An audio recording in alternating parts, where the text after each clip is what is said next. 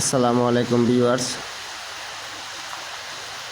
আমি আজকে নতুন আরেকটা ভিডিও নিয়ে উপস্থিত হলাম আপনাদের মাঝে। এটা হলো ক্যান্টিলিভারের সামনের সাইডে লতা ডিজাইন।